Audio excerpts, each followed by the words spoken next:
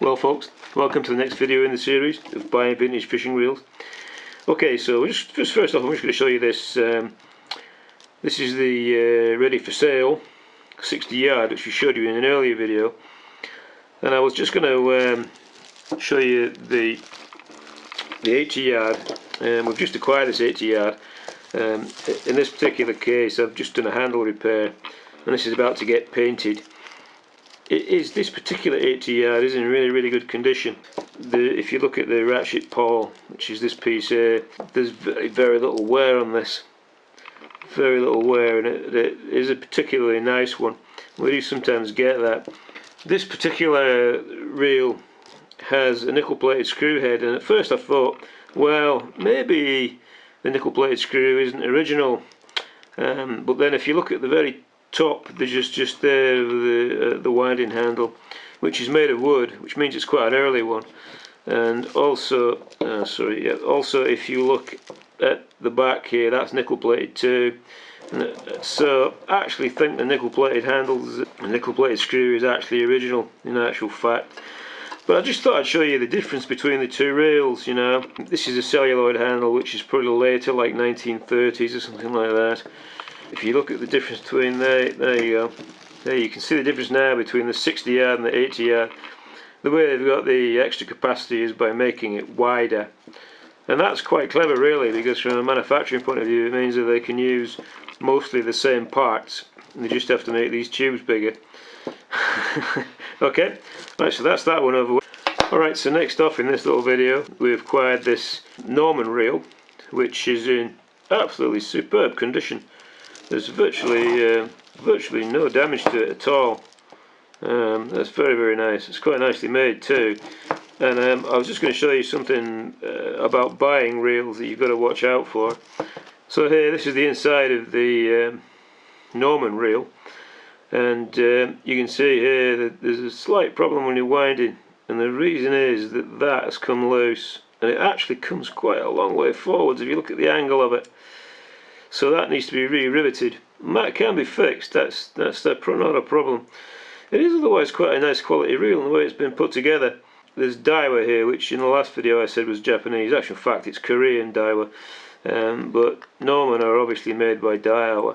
And Daiwa aren't too bad a manufacturer, actually. They do make reasonable quality reels.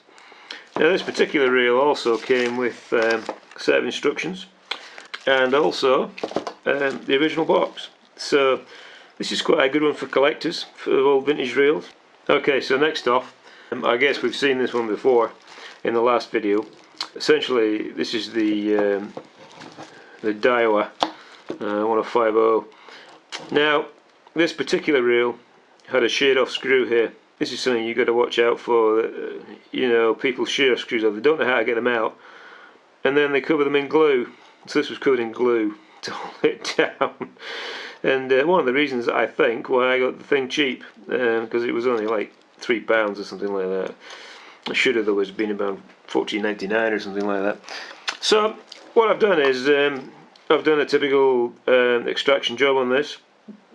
If you go onto eBay these days, you can buy a number of Chinese products which will allow you to extract small screws.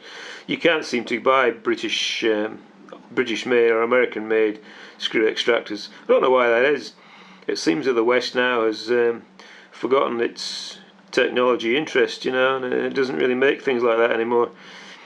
But anyway, this screw has now been replaced with another screw and repaired, and this is now a very good working reel, and I'm probably going to use it for a bit of sea fishing. I've wound a bit of line onto it here. So I just thought I'd show you the kit that we managed to buy. So this is basically just bought on eBay, and these are made in China, and the Chinese aren't quite up to the user friendliness thing yet, as you can see from the box. But they are making reasonable quality stuff for a reasonable price. I mean, these are case hardened, and what you essentially do is you drill a hole, and then you widen the hole out with this piece here. And this is quite a narrow one, as you can see from the side of my finger there.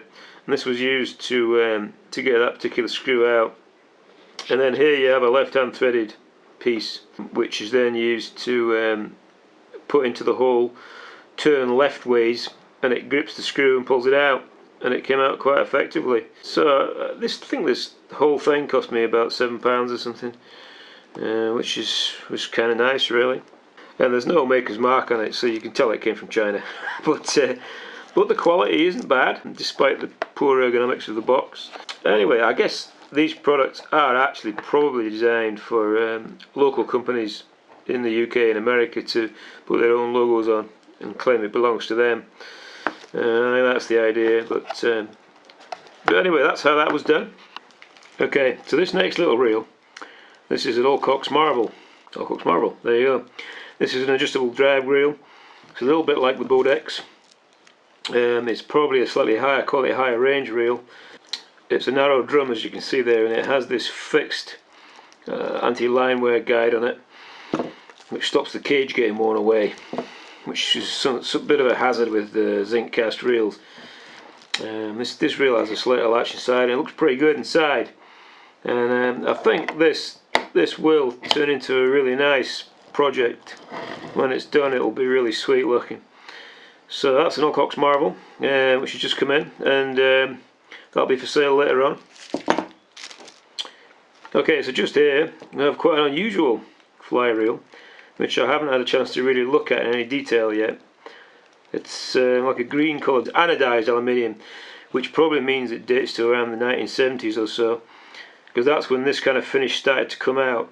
So this big lever here, this is like a flickum style, and what it does is that you can see there, it helps to retrieve the line, which is kind of interesting. So we'll take this one apart, and this will be an interesting project to see on one of the disassembly videos later on, and reassembly, and we'll try and get it all working and everything. And okay folks, so that brings us to the end of this little video. Hope you enjoyed watching. Look out for more videos. Thanks so much for watching.